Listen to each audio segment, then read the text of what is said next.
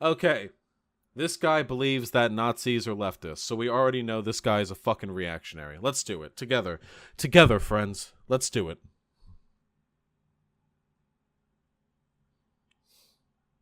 Whoa. Whoa, Jesus, just smack that fucking title card transition. Was produced before the attack as a response to the American media's attempt to connect Brazil loosening gun regulations to the cause of a school shooting that took place in Brazil on Wednesday.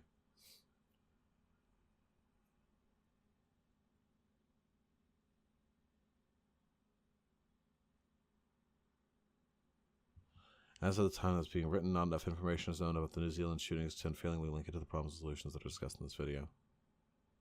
So this isn't going to have anything to do with the New Zealand shootings. This is actually about the Brazilian thing.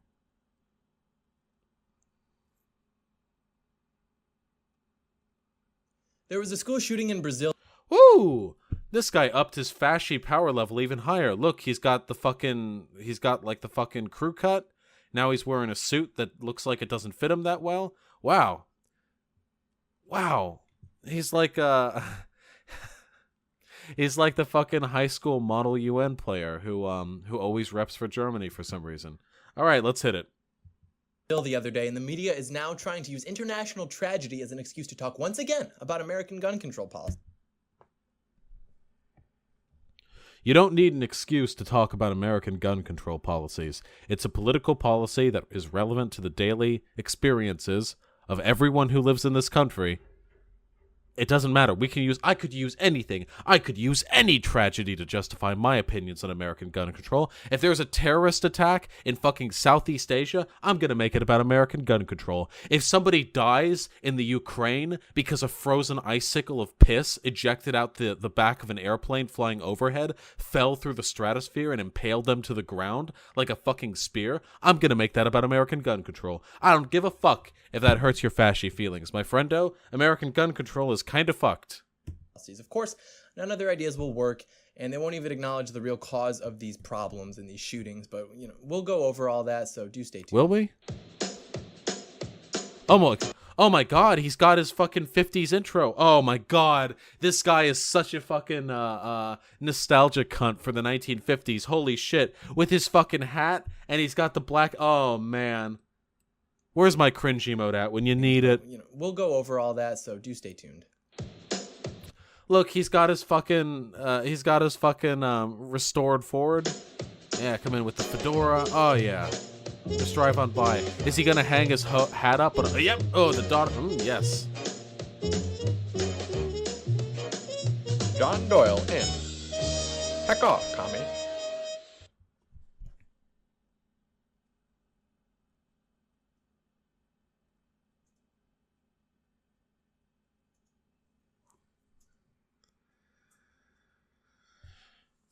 Whew. Whew. Whew. Oh man. All right. Oh, let's just recover from that one, huh?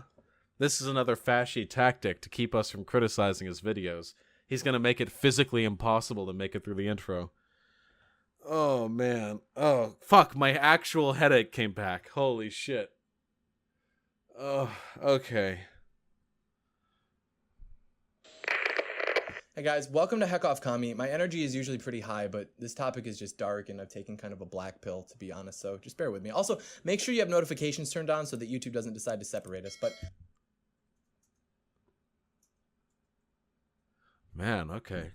Right off the bat. Let's start by going over what happened. Two young men who will remain nameless and faceless on this channel, at least, for reasons that we'll go over shortly. They entered into their school in Suzano, Brazil on Wednesday during the lunch break and shot an education coordinator and a supervisor and then proceeded to open fire on students in the schoolyard. There were a total of 7 people killed and more than 10 injured, and both of the attackers killed themselves at the school. The reason that this story is being passed around the American media is because the president of Brazil signed a decree in January that loosened the regulations on obtaining and owning a firearm, and the left is saying that this is the cause of the school shootings, which of course it is not. Brazil has one of the highest murder rates in the world. There's something like 64,000 murders in just 2017, and about 43,000 of those were caused by firearms. The decree that the president signed just makes it easier for citizens to keep guns in their homes. It waives the requirement for an interview with a federal police officer, during which you must explain why you have the need for a gun in your home. And This had better get interesting quickly, because if the entirety of this video was going to be on the nuances of this specific Brazilian gun law, I don't have much to say on that. I'm not familiar with the story. I do think, however, that he is going to, shortly, extrapolate this information and go on a tirade about how American gun control laws are fine as they are and they actually need to be loosened more and da-da-da-da-da. So we'll see. We'll see if he brings this back to American policy sometime in the near future. And it increases the validity of a gun license from 5 to 10 years. To obtain a firearm in Brazil, you have to be at least 25, you have to register it, you can't carry it outside your residence unless you have a special permit that only are typically given to special groups such as law enforcement, and you also have to pay to have it registered, you have to pay to get the license, pay to get it renewed, so already it's a lot more tedious than in most parts of America, yet... Again, also, please take everything that you're listening to with a huge grain of salt, because, again, this guy did a video on how Nazis are leftist, okay? And in that video, he blatantly misrepresented data and misinterpreted statistics to suit his narrative. This is not an honest actor, so everything he's saying here could be a fucking lie. Who knows? I don't care enough to look it up. They're still experiencing murders. And now a school shooting that the American media is using to say, hey, Brazil loosened gun laws, which is already an overstatement if we're being frank, and then a school shooting happened, and I assume that this relationship is inherently causal because I never took a statistics class and it's more convenient to my narrative and my agenda. It's probably the last. Were you slurring there, buddy?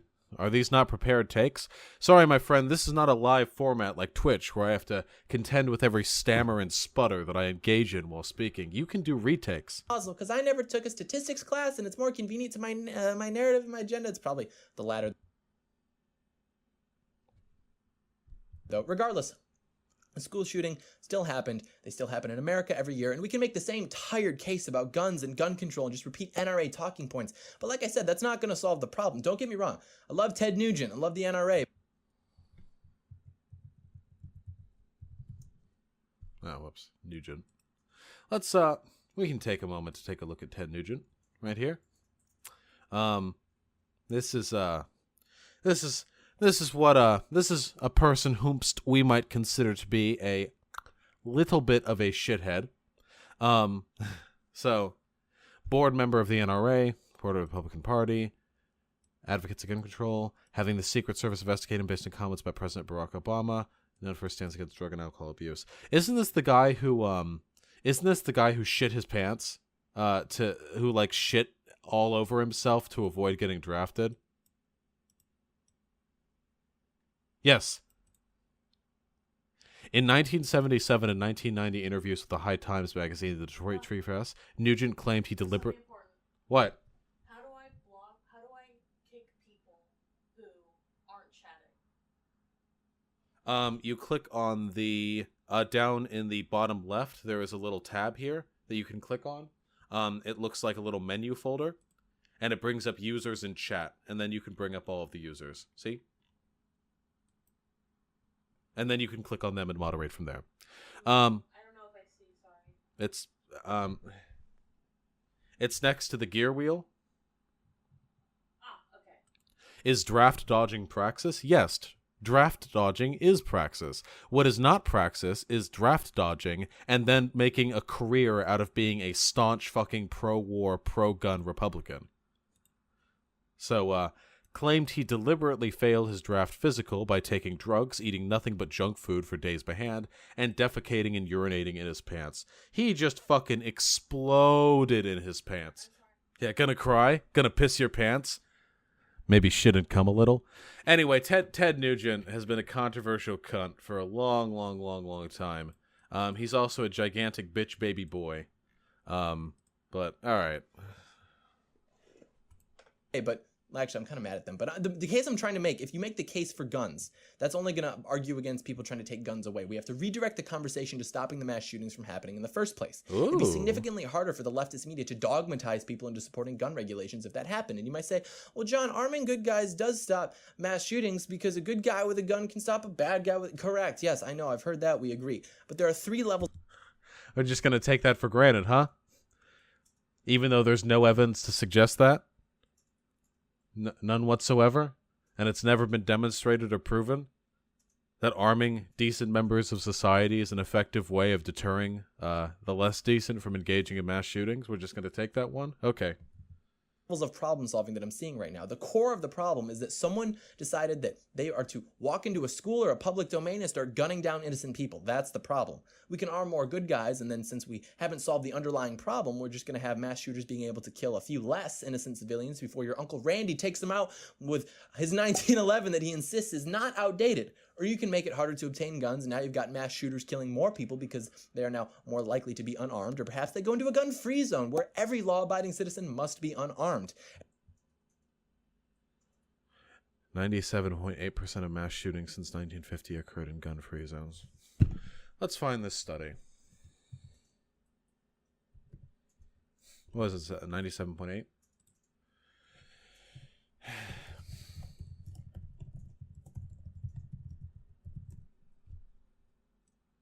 Ah, a Breitbart article. Yes, that does look like the, yep, that looks like the font right there. Yep.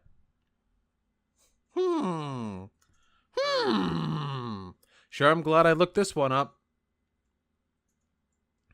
Let's find their source on this fucking editorial blog spam site. Findings from the Crime Prevention Research Center, the CPRC, found that. Okay, let's find it. Okay. Crime Prevention Research Center. This does not look like a super reputable website. Oh my god, this website looks like a fucking mess. Oh, whoops. Corrento Corvus. Keep up the good fight, comrades. Yeah, we're working on it. Thank you for the 100 bits, friend. I really appreciate that. Let's see. Media bias fact check. Okay, we're at the extreme right from this website on the Crime Prevention Research Center.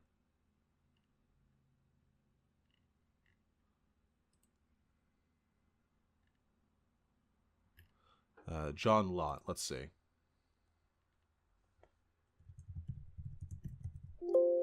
President of the Crime Prevention Research Center, a nonprofit he found in 2013.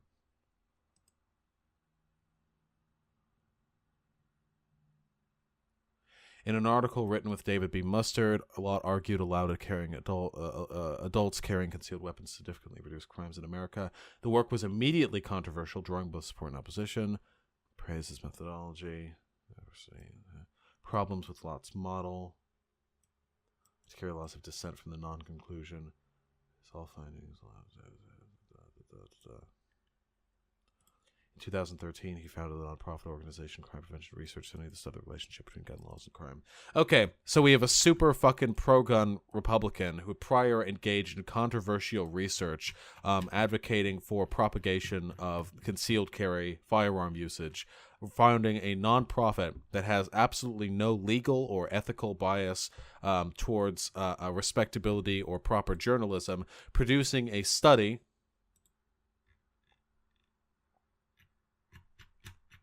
that is almost certainly, I'm not reading this shit, it's almost certainly flawed on a analytical level.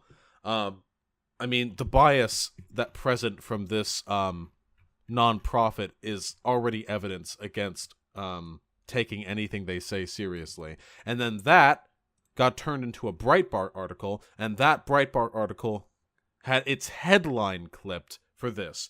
Okay, so we're like fucking... Didn't he peer review his own shit? I don't know. What's your stance on handguns? I don't know. Blat blat. Watch the body splat. So that's where we're at right now, with the level of journalistic integrity we're engaging in. Has it been peer reviewed, or is it essentially an article? I don't know, but the bias present in this in the organization is already evidence against taking them seriously. I'm not going to read through. I do have the education necessary to test methodology, but it would take me hours, maybe even days to do so. And what's more, if this was a respectable assertion, it would probably be discussed in circles other than this extremely biased fucking non-profit circle.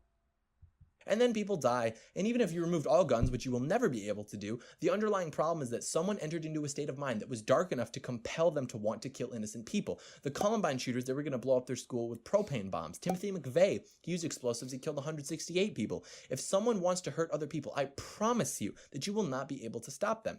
You might make it a little less convenient for them, and in the process, you might also make it significantly more difficult for innocent people to defend themselves, but they will do it because by the time they have reached that point mentally, they do not care anymore. Their entire reason for being at that point has devolved into the destruction of their fellow man. To be fair, some people have tried to redirect this issue to what it is, which is a mental health issue, but they've been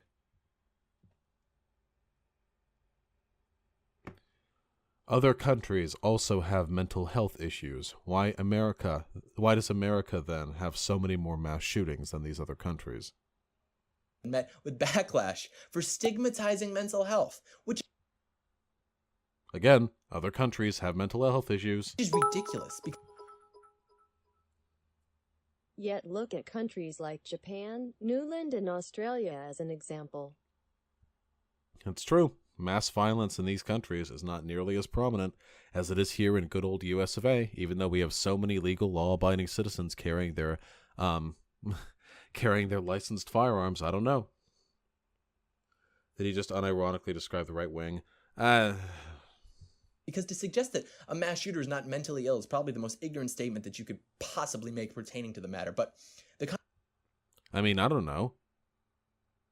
That really depends on how you define mental illness. So you think any time a person takes up arms to kill other people, that person is mentally ill? What if they think they have a good political reason for doing so? What about the shooter at Christchurch? They certainly believe they had a good reason for doing so. In their writings, they didn't seem insane. I mean, they clearly had a clear cognitive thought process. I don't think the Christchurch shooter was insane. I think that he was taking his fascistic white nationalist beliefs to the logical extreme. I don't think it necessarily takes insanity or a detachment from reality to engage in a crime like this. I think instead that it takes one of a wide variety of potential causes, some of which can be affected by political political radicalization, some of which can be affected by our blasé attitude towards gun laws and gun culture here in the country. I don't know. It's a multivariate fucking problem. conversation is quickly directed by the most despicable and abhorrent people in the media. And I mean that literally. They note that most of these shootings are being perpetuated by white men. And that they make the case that He's so fucking mad. reason that white men are committing these atrocities is because they're fragile male egos and their white male entitlement. Not only is this incorrect, He just says. are committing these atrocities because they're fragile male egos. What about Elliot Rodgers? I mean, he specifically went on the fucking incel tirade rant in his car before gunning up some chicks. Would his mass shooting not be an example of white male fragility? Since a lot of terrorist attacks are inspired by right-wing extremism, and I can't talk for shit today. And right-wing extremism is typically, at least in part, motivated by white male fragility. Could we not argue that white male fragility is a component in many mass shootings? I would certainly make that argument.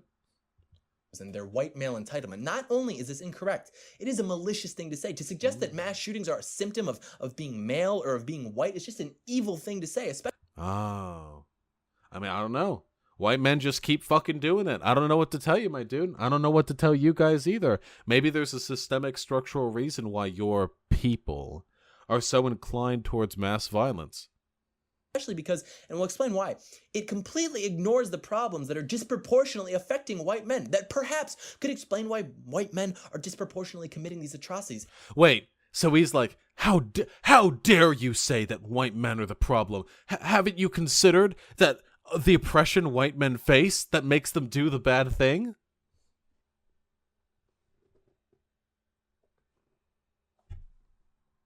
Okay.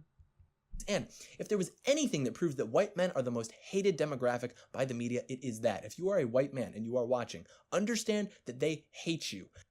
This is radicalization. This is how it takes place. This is how white male shooters are born. When you watch media like this and you're brainwashed into thinking that the entire world is against you, this is white male fragility right here. We're looking at it live. We're experiencing it in the moment. It's incredible how fragile, how white, and how male this boy is. Listen to him. He goes on and on about media bias against white men, and then he talks about the oppression white men suffer, and they just... The media hates us. Make no mistake, fellow white men. The media hates us. This is it. This is the white male fragility that we're talking about. And this is the radicalization that leads people to go and take those shootings. Because if you're a fucking disaffected, fragile young white man who thinks the media hates you, that the world is out to get you, then you are significantly more likely to go on a fucking shooting spree. This is the fragility of which we discuss. This is it. We found it. Congratulations, friends. We made it. We found a physical example of it out here in the wild. They view you as having privilege because of your gender, because of your skin tone, and then when you become consumed by darkness and decide to kill yourself. Consumed by darkness. All right. Decide to kill yourself? Or kill other people, they don't reconsider the hypothesis and think, maybe they weren't as well off as we thought. This is very basic intersectional theory that men, and white men especially, are privileged, but there are also specific problems they face that lead to a higher suicide rate and rates of homelessness. Stuff like toxic masculinity, stuff like feeling as though you can't express your emotions to others, stuff like faux stoicism that causes you to bottle your emotions up. I have a fucking hair in my mouth.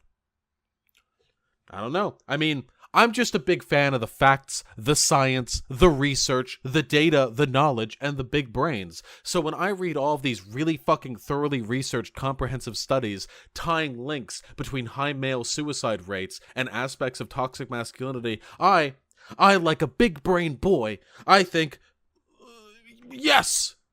It makes sense to me, but his narrative instead is that, hey, white men, you aren't privileged, even though, of course, you control a massively disproportional share of political power and wealth in this country, and there have been multiple sociological studies showing that you're privileged in pretty much every social aspect, but you're more likely to kill yourself or commit a mass shooting. This couldn't possibly have anything to do with white male fragility. This is because we're not privileged enough, isn't it?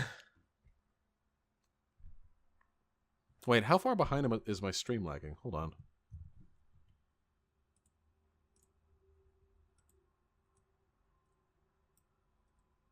Oh, it's not behind at all. All right, my bad. They just say that, well, that's what happens when you're an entitled white man with a fragile ego, and you can dismiss it as just, oh, some people are evil. That's lazy thinking. We don't. No. People aren't inherently good or evil, but both are very possible. And ironically, it's the same bullshit leftist narrative. Did he seriously just censor that? This guy's really going for it. This guy is going to try and make like the boomer. This guy's going to try and make like the boomer channel. Okay, he's got his stupid fucking World War II propaganda up on the wall. He's got the gun, he's got the helmet, he has the fashy haircut.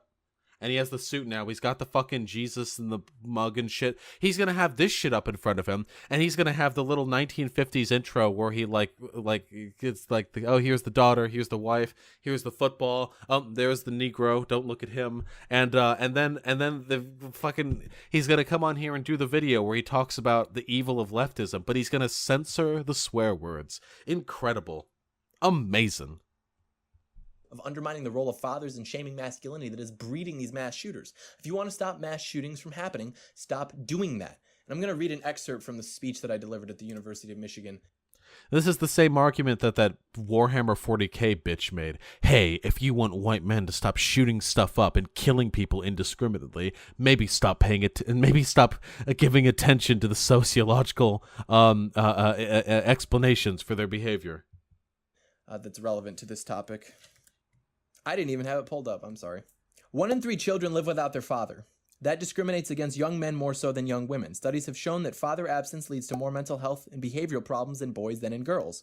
According to 2 MIT economists, growing up in a single-parent home appears to significantly decrease the probability of college attendance for boys, but has no similar effect on girls. Remember how we talked about women outnumbering men on college campuses.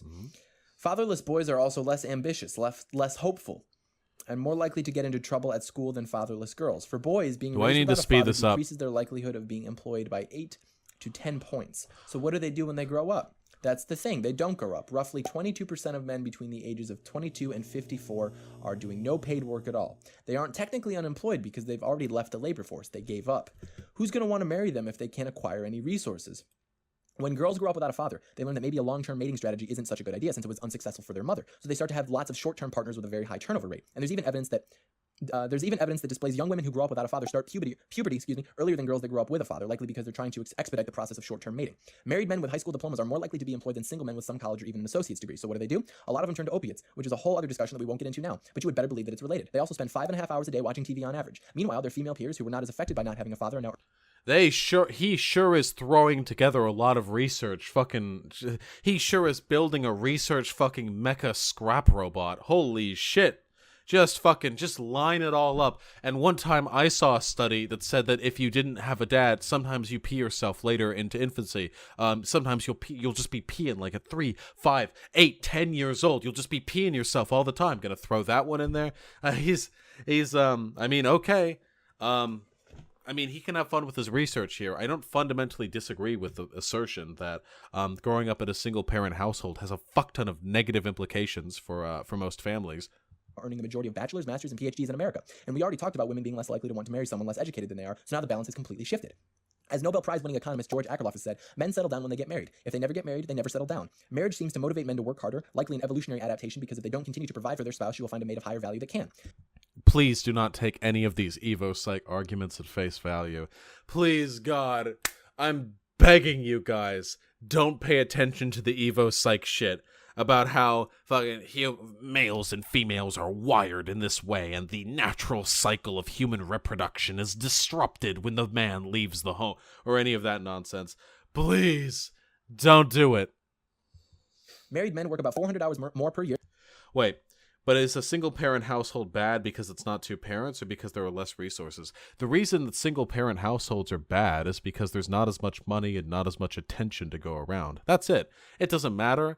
If it's not because they need a male role in the house. There's no evidence anywhere to demonstrate that. It's because a single parent typically doesn't have the time or money to give the children the resources they need to succeed in life. It's that simple. It's not as though like all biologically designated. When you're born, there are 2 slots inside of you, and the mother fits the maternal emotions chip and the father the paternal emotions, and that's how you create a complete human being. And without a male or a female in the house, your children, they're gonna be shit. They're gonna be shit children. They're gonna smell like shit. They're gonna be incomplete No, none of that shit. It's just about having enough resources to raise a kid than their single peers with equivalent backgrounds. A Harvard study shows that married men earn between 10 and 40% more than their single peers with similar education and skills, and that this was observed not only in the United States, but in the UK and Sweden as well. When men don't grow up with their fathers, they lose their sense of identity that can turn some of them into very dark places. As of February 2018, 26 of the 27 deadliest mass shooters did not grow up with their biological father. Between 1980 and 2008, black Americans committed 52% of the murder despite being 13. Whoa! Just sneak that Nazi shit in there. We're talking about fucking single... Oh my god, I just got fucking whiplash. We're talking about single-parent households, and then... Mass shooters did not grow up with their biological father. Between 1980 and 2008, black Americans committed 52% of the murder despite being 13% of the population. From downtown, just tossing that ball from the court. Let's go. From the mid-court. Oh, man. You guys thought I was joking earlier when I made the joke about there being like a fucking black guy in the intro that they get shit on. Nope. This guy fucking hates Starkies. He hates them. You know this motherfucking kid crosses the street when he sees some black kids walking down front. This little bitch, but when this guy goes down to fucking Walgreens to pick up his grandparents' medication and he's walking back to the car that he parked 3 blocks away because he wasn't confident enough to parallel park into a spot that was 22 feet across. He's walking and he sees a black mom with like two kids walking, like a 6-year-old and a 4-year-old walking down the street. And this guy gets real fucking sweaty. He grabs his medications and holds them as tight as they can. And he fucking pockets his wallet. He fucking stuffs his hands, both of them, into his pockets. And he fucking crab walks over to the other side of the street, maintaining unbroken eye contact with the confused black mother who is just trying to get a nice snack for the kids on their way back from like fucking take your kid to work day or something. Guaranteed. Single motherhood rate in the black community is 72%. You tell me when we can start correlating. Growing up without your biological Wait, what did he just say? by being 13% of the population. The single motherhood rate in the black community is 72%. You tell me when we can start correlating. You tell me when we can start correlating? Oh, man. Man, you gotta tone down these dog whistles, my dog. 52% of the murder just by being 13% of the population. The single motherhood rate in the black community is 72%. You tell me when we can start correlating.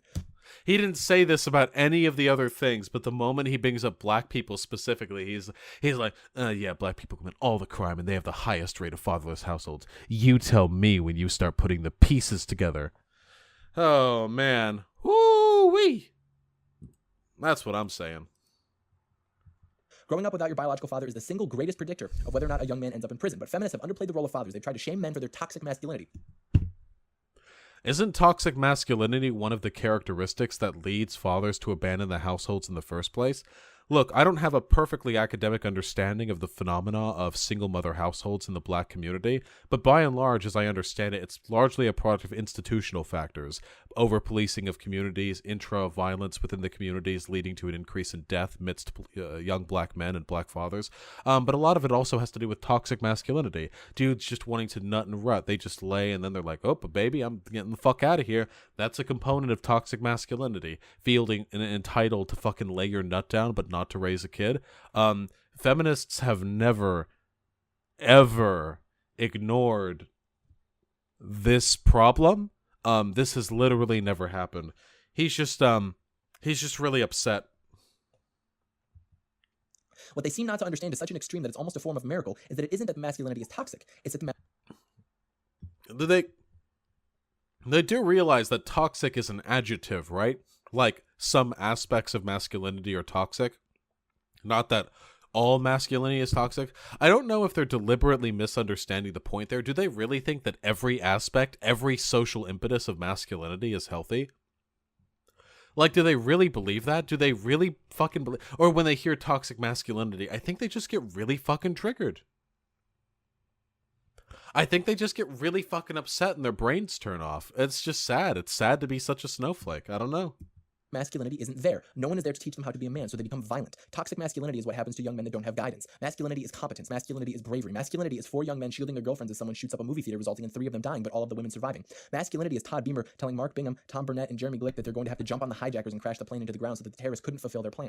This is what he has. Masculinity can't be toxic. Here are some examples of guys doing good things. Didn't we already watch a video that was like this? It was Thoughty 2's video in response to the Gillette video, or the Gillette video if you're Italian. And he literally is just like, how can you say, I can't do his fucking accent, fucking dumb shit, fucking Britbonger accents. How can you say men are toxic when one time a man lifted up a heavy thing for a woman. One time I went to Dairy Queen and a man gave me an extra scoop and he said he would only charge me for a second topping even though it was definitely a full-size scoop. How can you say that men are toxic or masculinity is toxic when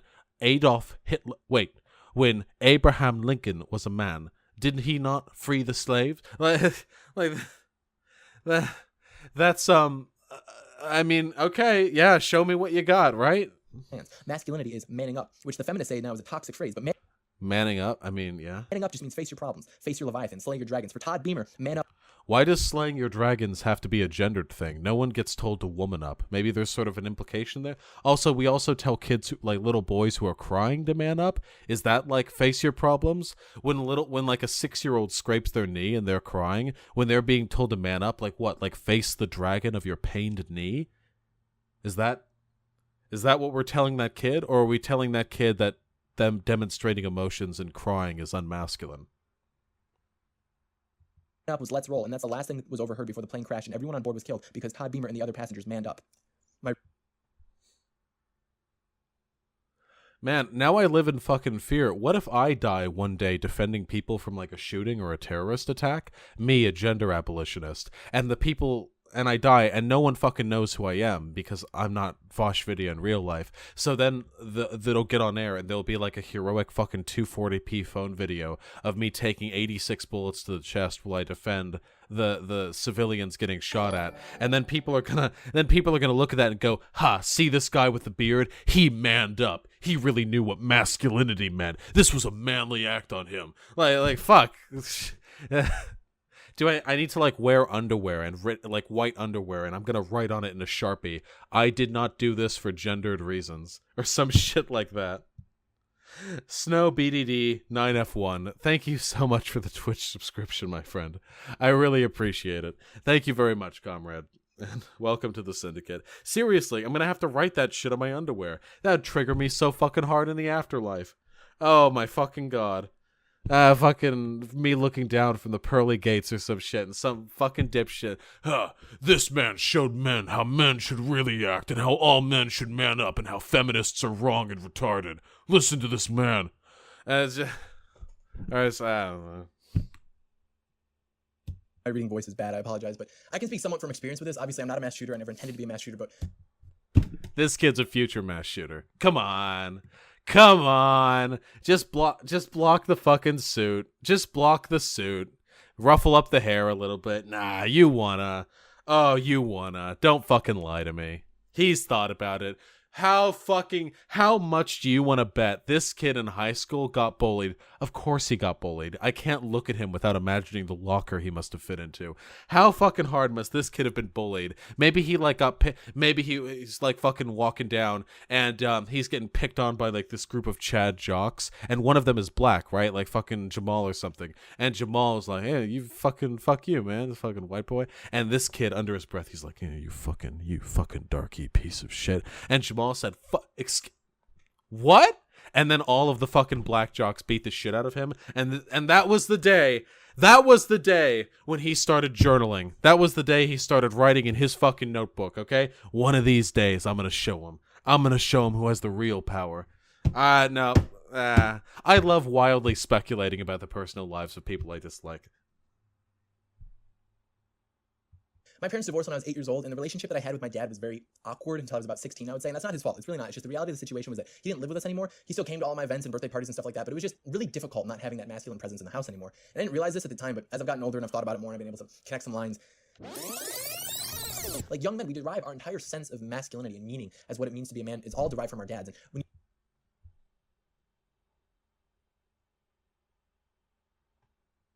you don't have that, you get really confused. And I was in this really dark place before I started to get everything together. And I remember I was reading books and researching about like mass shooters. I read the diaries of the Columbine kids left, and I never wanted to hurt anybody.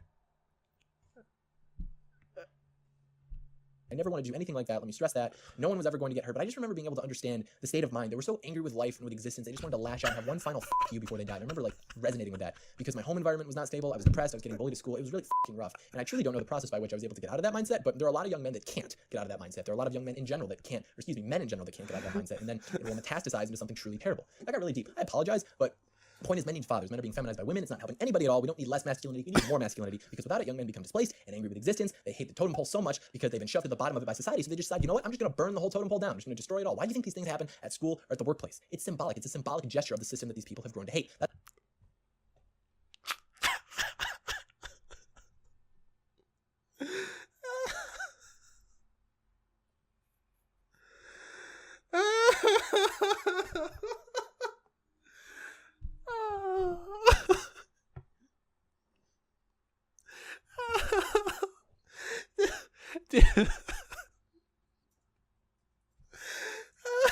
Do you think in high school this or like in late middle school this guy was like in the bathroom looking at the mirror and he's like tearing up at his bare chest? Why won't you grow? If only my father hadn't left me. I'm being feminized by his absence.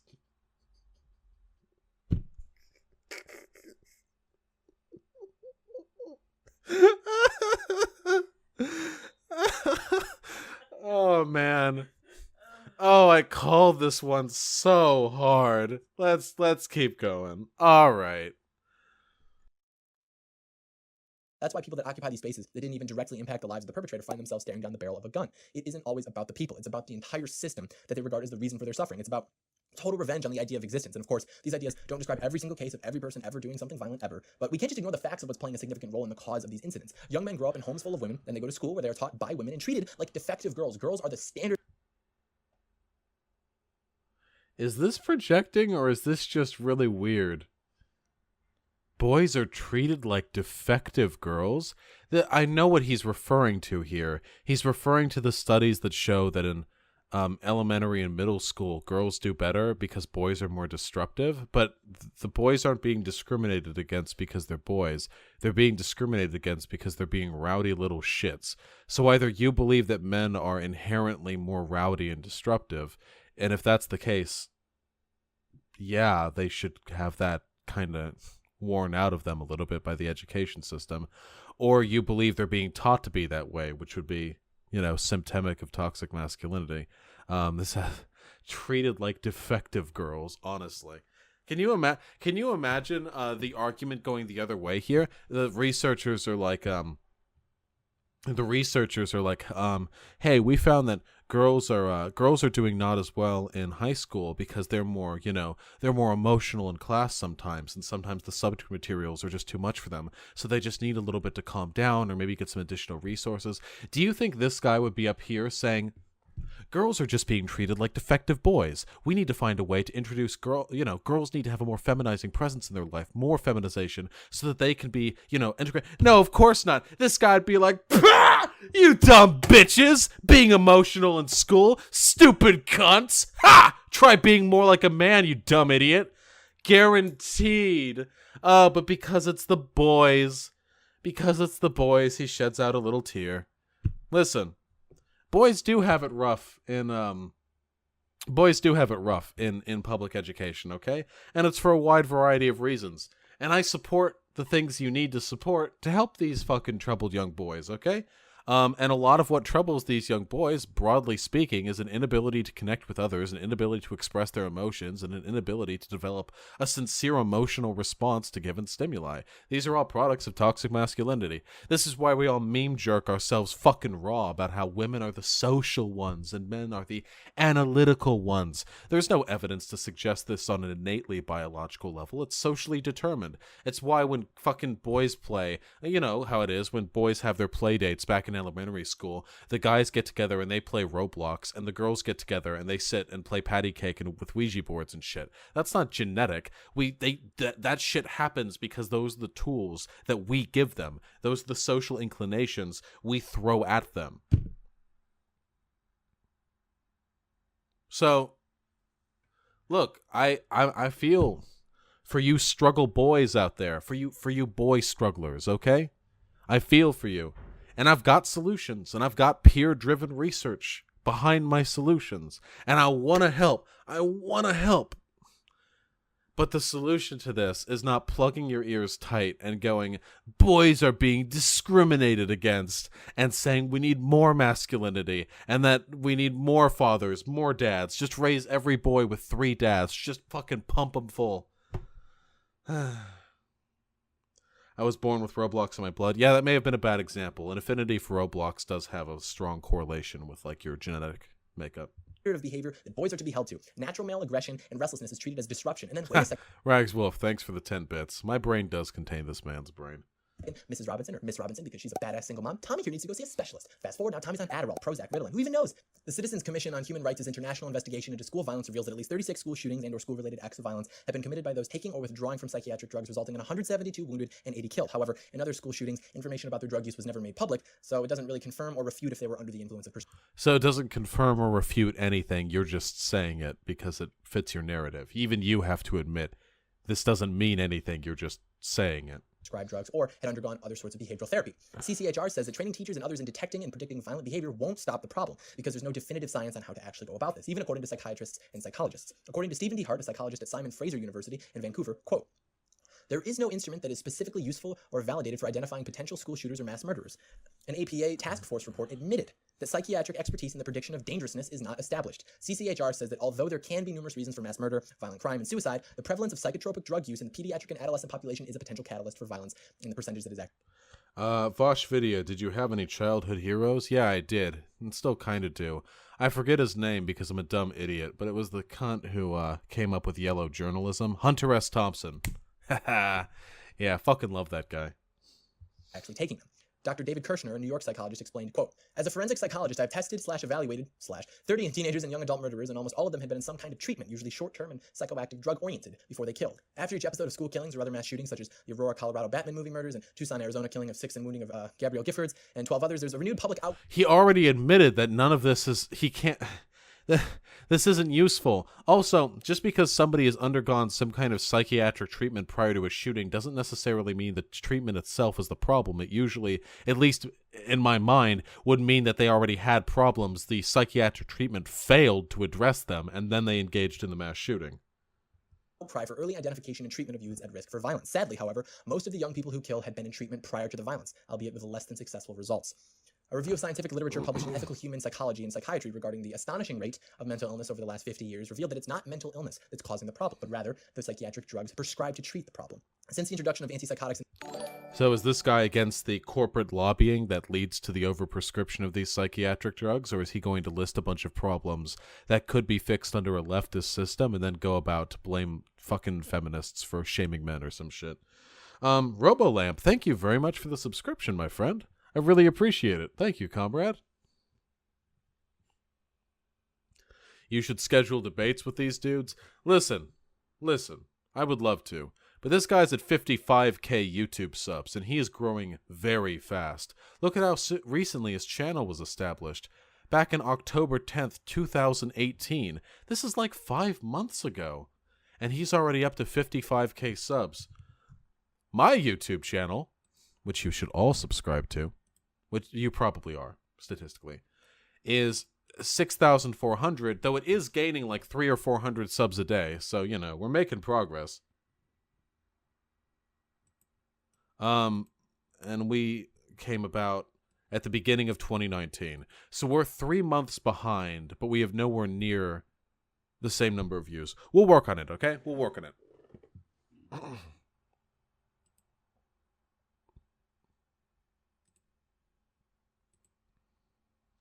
You're one of those 300-400? Fuck yeah, that's what I'm talking about. In 1955, and the newer selective serotonin reuptake inhibitors, antidepressants like Prozac in 87, both are documented to be linked to violent effects. In the 1970s, 150,000 American children were taking stimulants for ADHD. By 2014, it's reached 4.3 million, a 2,700... So now he's rambling about fucking psychiatric medication and overprescription. This has nothing to do with the original thesis of his video. I guess literally any narrative that distracts from the young white toxic male narrative is one he'll play into, even if he doesn't agree with the solutions to these problems. Does this man agree with regulations or an end to lobbying that have led to the pharmaceutical companies pushing for their drugs to the extent? Maybe a change in advertisement laws so they can't throw that shit on fucking daytime television? Maybe a change in the laws that allow them to go through insurance companies to bribe doctors to prescribe their drugs? Does this guy want to change any of that? Does he not? He probably doesn't. He's just rambling about this because it distracts from the white male narrative. 100% increase. The proportion of U.S. children and teens taking antidepressants between 2005 and 2012 increased from 1.3 to 1.6%, despite the FDA black box warning in 2004 that antidepressants may induce suicidal behavior. Between 2002 and 2009, pediatric prescriptions for atypical antipsychotics increased by 65%, from 2.9 to about 4.8 million. A staggering 90% of those prescriptions are off-label, according to a 2012 study published in JAMA Psychiatry, with ADHD and disruptive behavior accounting for about 38% of all antipsychotic use in children and teens. Almost 20,000 prescriptions for these antipsychotic drugs were written in 2014 for children too.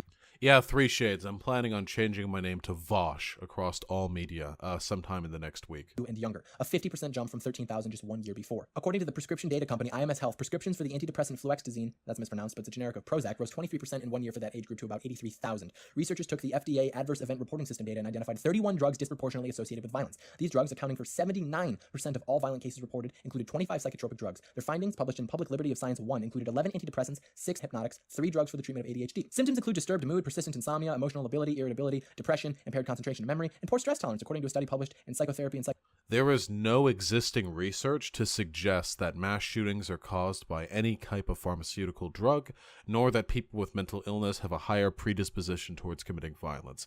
In fact, as someone mentioned in chat, people with mental illness are far more likely to be the victims of violence than they are the perpetrators.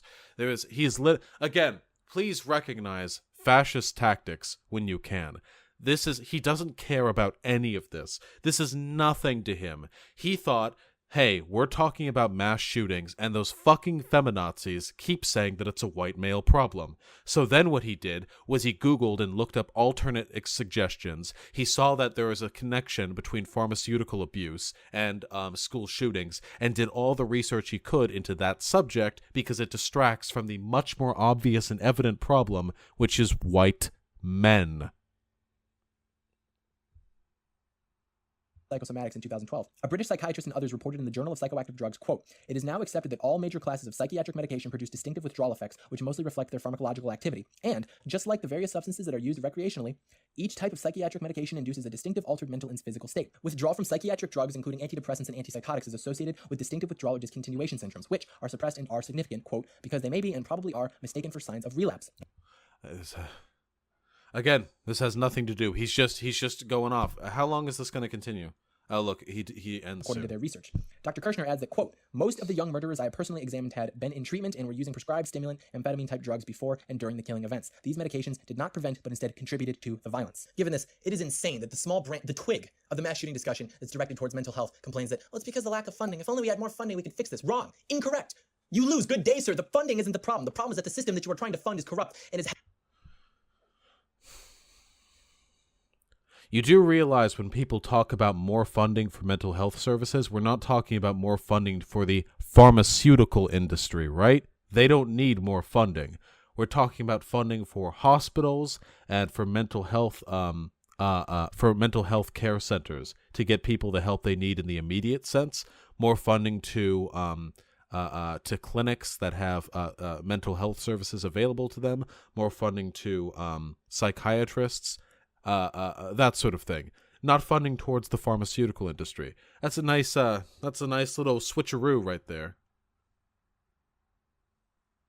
Helping to create the problem, not solve it. The pharmaceutical companies largely dictate what's taught in medical schools, even down to... Literally nobody is advocating for giving money to pharmaceutical companies when they talk about helping, funding the mental health care problem. So this guy will say that it's a mental health care problem, but then he'll say that we do not need to fund the system, and the system that he thinks we're suggesting we fund is the pharmaceutical system, not the medical health care system. The textbooks, they're being educated to push drugs on patients like industry whore. Mental health professionals and therapists are basically part of the pharmaceutical industry?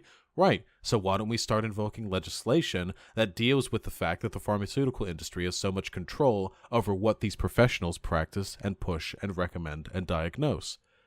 I think that's a perfectly reasonable thing to do. What about more care facilities that have broader services offered to those who are experiencing severe psychological problems? This could do a lot to deal with our homeless problem as well. They target young med students and seduce them with educational grants. Thousands of U.S. doctors are on the payroll of Big Pharma. Since 1990, they've spent at least $150 million buying politicians. They Whoa, you got a problem with money in politics, my dude? spend more annually advertising than any other industry in the country. And now you talk to any doctor, they'll tell you, yeah, now I have patients coming in, they're telling me to write them prescriptions for drugs that they saw on TV. In 2012 alone, they spent $3.5 billion marketing their drugs on TV, radio, magazine, internet. Yeah, capital. Oh my God, his mouth is so big. Gotta open up wide for Daddy Trump. Oh my God, he looks like such a soy boy in this one. In this frame. Jesus Christ, Young Money Guy, thank you so much for the Twitch Prime subscription, my friend. I really appreciate it. Thank you. Everything. It's always the same message that they're conveying. It's always, oh, look at how happy that person. Look, they're running outside with a dog. That could be you. Just ignore all the side effects that we're quickly listing while you're distracted by the dog. That's who's to blame. This whole system is literally set up through the media, through the cultural narrative, through the educational system, through the bureaucracy, through the pharmaceutical industry, to set up young men to grow up in a house with no... Oh, whoa, hold on. I was about to agree with him, but let's see where he's going with this. The media, through the cultural narrative, through the educational system, through the bureaucracy, through the pharmaceutical industry, to set up young men to grow up in a house with no father. If you want more young men to grow up in houses with fathers, you should end the drug war and end discriminatory policing in black neighborhoods. That would go a huge way towards fixing that problem. A big way. We're talking dads and kids So many dads and kids, okay? So he's about to list a bunch of problems and no solutions. Let's Thank you, second wave feminism. Second wave feminism. Okay. I like how he's implying, even if what he's saying was correct, by the way, and I would struggle to find a correlative analysis between divorce rates and second wave feminism, but even if what he's saying is correct, are you suggesting it's a bad thing that women feel empowered to leave relationships they no longer want to be a part of? Because the alternative, what he's suggesting here, is that before feminism, women were demure, had no resources outside of their marriage, and just had to put up with having a shit husband. That's what this guy would prefer, by the way. And I mean, look at the fucking intro that he had.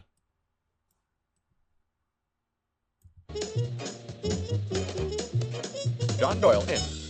See that wife? He beats her every night. She had to put on a fucking pound of makeup to appear presentable for the camera. Do you see this empty smile? She can't divorce because feminism hasn't been invented yet. That is the reality he wants to live in. This whole system is literally set up through the media, through the cultural narrative, through the educational system, through the bureaucracy, through the pharmaceutical industry, to set up young men to grow up in a house with no father, thank you second wave feminism, to go to school, where they're even further feminized and then made to feel Further feminized. He has not, in this video, made any proper argument to the ascent that they are being feminized or that feminization is a bad thing, even if it is taking place. Also, they're being feminized by what?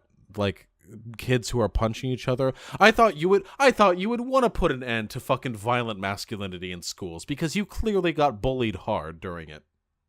Shamed of their masculinity thanks to the media and to the educational system for I've never been shamed for my masculinity, and I'm pretty fucking masculine. that one. And then they're forced to take drugs. Is this kid being shamed for his masculinity? This whole time I've been making fun of him because he doesn't look very masculine. Not that there's anything wrong with looking feminine if you're a boy, by the way. I hope no one in chat's gotten that impression. I'm making fun of him for it because he's advocating for this traditionalist, toxic set of values on masculinity, while he himself looks like a 16-year-old who's dressed up for picture day. That turn them into zombies that start to rationalize why it might just be okay to go violently lash out at their own existence, thanks to the pharmaceutical companies. No evidence. He literally said at the beginning of the pharmaceutical segment that he couldn't make any sort of correlative statement here because he had no way of obtaining the data necessary to make this claim. And thank you to the bureaucracy for that one. And then, sometimes, if they don't just, commit suicide right off the bat, they'll go do something awful, and the media will say, aha, this is what happens when fragile male egos and toxic masculinity and all of that come together. It keeps the wheels turning. Yeah. It's a white male problem, my dude. You're the one who keeps the wheel turning, though, by turning to those fragile white men and convincing them it doesn't have anything to do with their own emotional state, their own failings in life, or the ways in which they relate to certain socioeconomic problems, but instead convincing them that the pharmaceutical companies, the media, and the feminazis are all conspiring to ruin their life. You are the one who keeps the wheel turning. You perpetuate the cycle of alienation that keeps these suicide rates high, that keeps these murder rates high. You are the problem. Keeps it turning, you idiots. No, they're not idiots. That's the thing. We assume they're idiots because we want to assume good intentions out of a misguided sense of optimism. It's not that they're incompetent. If they only knew better, they wouldn't do this. They know. Are they about to say that we're evil? Exactly what the they're doing. They just don't care because they're getting paid. They profit off of every school shooting. The leftist media jump on that because it fuels their narrative of masculinity is bad and so are guns, so let's just remove them both. Make men more feminine and fund mental health programs that continue to prescribe men these drugs that have been proven to make them more violent. Proven, he said, after a segment in which he said he did not have the data necessary to draw a correlative hypothesis. Big Pharma says, that sounds like a good idea to me. And then, another school shooting happens, and it just repeats, and it repeats until we're all dead, and nothing matters. This isn't one of those Big Pharma conspiracy theories. All of this is publicly available information. Go back, look up everything I put up on the screen with a little blip if you don't believe me. It's all cited, and if you really want to stop these mass shootings, if you really want to help the country, you have to abandon the feminist narrative. You have to. It was the feminist narrative and the sexual revolution that undermined the role of the father and encouraged women to break free from the... Can I get you a PB&J plate? Yeah, sure. Also, it's playing out loud. This? Yeah, I can hear it. It has been the whole time? I think so. I've been hearing what whispering. prison of marriage. And now the leftist moral relativism tell you that you're judgmental because you disapprove of single motherhood. Now we're talking about moral relativism. He's throwing so many. Here, I'll try my best to address all the stupid shit he's saying. Free from the prison of marriage. Okay, hold on. Blip. If you don't believe me, it's all cited. And if you he cited plenty of fucking bunk articles. He cited fucking Breitbart. He cited the title of a Breitbart article that linked to a study that was made by a non-profit with absolutely no reputability, founded by someone who had a history of engaging in shady research about gun laws, who clearly has a huge political bias to go after. Really want to stop these mass shootings, if you really want to help the country, you have to abandon the feminist narrative. Has nothing to do with feminism. Again, this has nothing to do with feminism. I mean, the feminist lens of analysis of masculinity would suggest that, yes, it is in fact toxic masculinity, which contributes substantively to these problems. And we can back our evidence up with data. You cannot. You have to. It was the feminist narrative and the sexual revolution that undermined the role of the father. Undermine the role of the father. Again, there is so what? The role of the father is to have a wife who doesn't feel comfortable leaving because she doesn't have a job or friends to support her if she leaves. This is literally what this guy's saying. When people talk about undermining the role of the father and the sexual revolution and women's divorce rates, what they're saying is, I would prefer a society in which women who feel threatened, maligned, or treated like shit in their marriage not feel comfortable leaving. I would prefer their misery to continue into perpetuity than I would for them to get a divorce. This is literally the same level of moral puritanism that fucking Catholics tried to throw up back in the 1600s. It's absurd. And encourage women to break free from the prison of marriage. And now, no one is encouraging women to break free from the prison of marriage. We're encouraging women to leave shitty relationships. And generally speaking, if there is a divorce, that's an indication a divorce probably should have happened. the leftist moral relativism tell you that you're This guy has no idea what moral relativism is. judgmental because you disapprove. And it certainly has nothing to do with this topic in particular. What the fuck does moral relativism have to do with single mother families? Of single motherhood. Don't hate on badass single moms despite mountains and mountains of peer-reviewed data saying that, oh, yeah, the best situation for a child to grow up in is actually with a mother and a father across. Yeah, so if the mother's already a single mom, if they divorced, or if the father just left, so do we just shit on the mom then? Because that doesn't provide better. You do realize, you dumb cunt, part of the reason why kids in single mother households have it hard is because they get shit from other people because they just have the single mom. You do realize just because that dual parent households have better outcomes doesn't mean that you have an excuse to shame single mothers, right? What the like that makes it worse for everyone, including the kids that you purport to care about.